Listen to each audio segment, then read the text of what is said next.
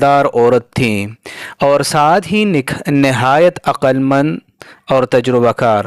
جن لوگوں کو ہوشیار اور معتبر سمجھتی تھیں ان کو اپنا مال سپرد کر دیتی کہ فلاں جگہ جا کر فروخت کر آؤ، اس قدر تم کو بھی دیا جائے گا۔